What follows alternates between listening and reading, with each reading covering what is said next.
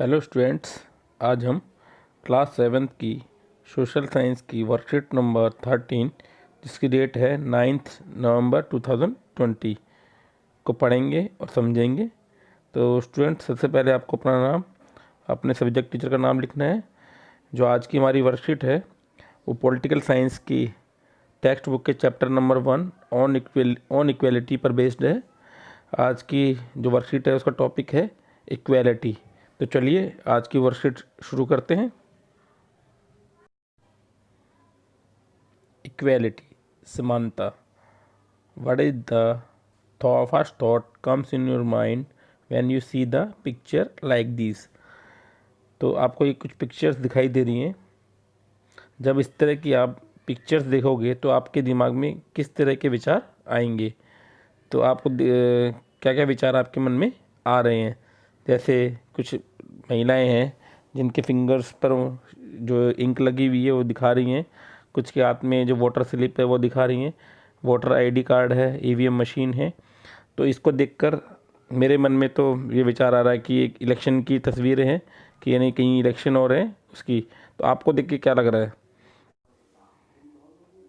आगे देखते हैं।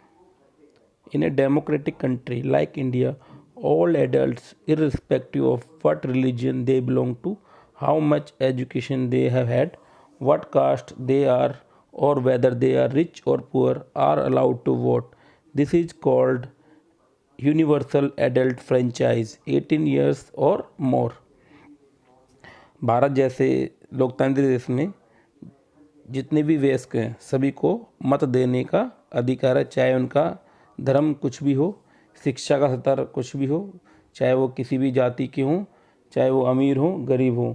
इसे ही सार्वभौमिक वयस्क मताधिकार कहते हैं या universal adult franchise.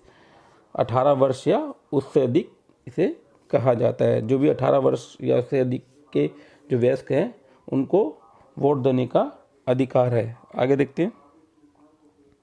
The idea of universal adult franchise is based on idea of equality because it states that every adult in the country, irrespective of their wealth and the communities he or she belongs to, has one vote. जो ये सार्वभौमिक जो वयस्क मताधिकार है वो समानता के विचार पर आधारित है, क्योंकि यह घोषित करता है कि देश का हर वयस्क, चाहे वो स्त्री हो पुरुष हो, चाहे उसका आर्थिक स्तर कुछ भी हो, चाहे उसकी कोई भी जाति हो, उसे एक वोट का अधिकार है। यानी वो उसको एक वोट मिलेगा, चाहे वो अमीर हो गरीब हो, किसी भी जाति का हो, किसी भी धर्म का हो, या स्त्री हो या पुरुष हो। आगे देखते हैं। Many people in democratic India may have the right to vote, but whose daily living and working conditions are far from equal. So we can say politically all are equal, but socially inequality exists in many spheres. Bharat जैसे देश में जो भारतीय लोकतंत्र में रहते हैं, जिन्हें मताधिकार प्राप्त है, लेकिन जिनका दैनिक जीवन और कार्य करने की जो स्थितियाँ हैं वो भिन्न भिन्न हैं। तो हम कह सकते हैं कि राजनीतिक रूप से यानी पॉलिटिकल रूप से जो भी हमारे देश में सभी समान हैं, लेकिन सामाजिक रूप से देखें तो सबके अंदर काफ़ी असमानता पाई जाती है। और जो सामाजिक रूप से जो हमारे क्षेत्र हैं उनमें काफ़ी सारी असमानता पाई जाती है। The caste we are born into, the religion we practise, the class background we come from, whether we are male or female, these are often the things that determines why some people are treated unequally. अक्सर जो कुछ लोगों के साथ असमानता का व्यवहार इस कारण होता है कि उनका जन्म किस जाति, लिंग या धर्म में हुआ है, वे उच्च वर्ग के हैं या मध्यम वर्ग के हैं या निम्न वर्ग के हैं। तो उसी आधार पर उनको उनके साथ असमानता का व्यवहार किया जाता है। जो अगर हम सोशल इनक्वेलिटी की बात करें, जो सामाजिक असमानता की बात करें, तो वो कई सारे फैक्टरों पे डिपेंड करती है। जैसे कास्ट यानी जाति, दूसरा हमारा हो गया रिलीजन यानी धर्म। धर्म के आधार पर भी सामाजिक भेदभाव होता है। जैसे जाति के आधार पर होता है, कोई ऊंचा है, कोई अपने आप को ऊंचा मानता है, कोई नीचा मानता है, तो जातियों के आधार पर भी भेदभाव होता है। इसी प्रकार जेंडर यानी कि लिंग के आधार पर, मेल फीमेल यानी स्त्री और पुरुष के आधार पर, जैसे छठी क्लास में मैंने पढ़ा था कि जेंडर बेस्ड डिस्क्रिमिनेशन जो होता है, जैसे हम देखेंगे कि लड़के के साथ अलग व्यवहार किया जाता है, लड़के के साथ अलग व्यवहार किया जाता है। इसी प्रकार इकोनॉमिक जो स्टेटस है यानी जो आर्थिक स्थिति है, चाहे वो अमीर हो गरीब हो, उसके आधार पर भी लोगों के अंदर भेदभाव किया जाता है। इसके बाद हम देखते हैं when person are treated unequally their dignity is violated. जब लोगों को के साथ असमानता का व्यवहार होता है तो उनकी गरिमा को ठेस पहुंचती है और हर कोई सम्मान और गरिमा का हकदार है। Everyone deserve the same respect and dignity. सभी को सम्मान और गरिमा मिलनी चाहिए। सारे इक्वल हैं, चाहे वो किसी भी जाति के हों, धर्म के हों, किसी भी संप्रदाय को हों, तो सबकी एक गरिमा है, सबका एक सम्मान है। इसी जैसे 1975 में एक फिल्म आई थी दीवार, उसके जो चित्र दिखाई दे रहे हैं जिसमें एक बच्चा है जो जूता पॉलिश करता है, जिसको पॉलिश करने के बाद एक व्यक्ति सिक्का फेंक कर देता है, तो वो कहता है कि मैंने ये काम किया है और मुझे सिक्का फेंक कर नहीं, मुझे हाथों में दो। तो इसमें दिखाई दे रहा है आपको in the 1975 film Deewaar, a boy who works as a shoe shine refused to pick up a coin thrown at him. He feels that there is dignity in the work that he does and insists that his fee will be given respectfully.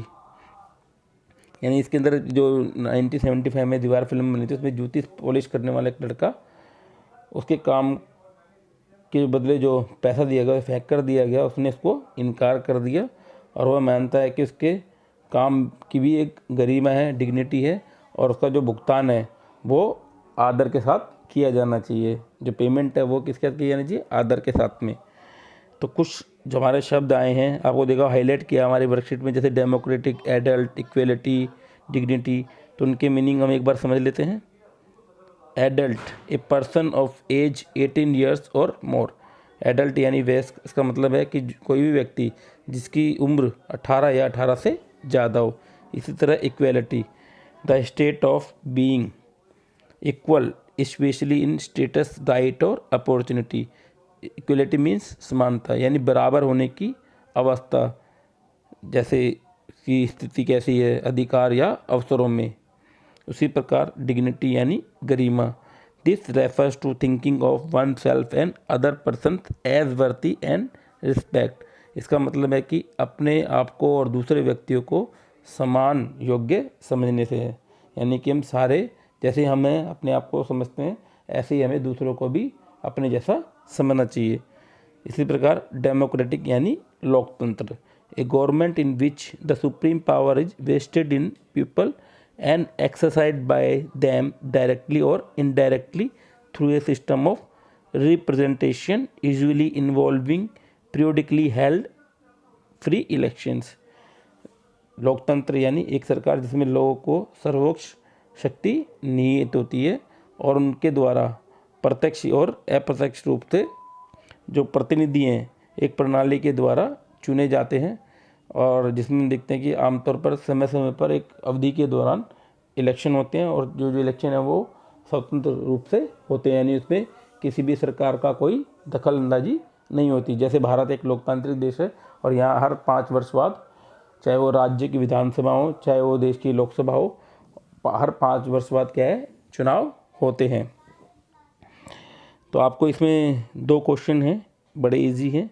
पहला है define universal adult franchise and second can you cast vote in election, if not why. इसका answer हम अभी discuss कर लेते हैं। और इसमें कुछ हमें एक्टिविटी है इस वर्कशीट में। Read the stories of Kanta, Om Prakash Valmiki and mister and Mrs Ansari from the book. जो हमारी बुक का जो चैप्टर नंबर 1 है ऑन इक्वेलिटी, उसके अंदर से आपको जो स्टोरी है कांता और ओम प्रकाश वाल्मीकि और मिस्टर एंड मिसिस अंसारी की, उसको आपको रीड करनी है।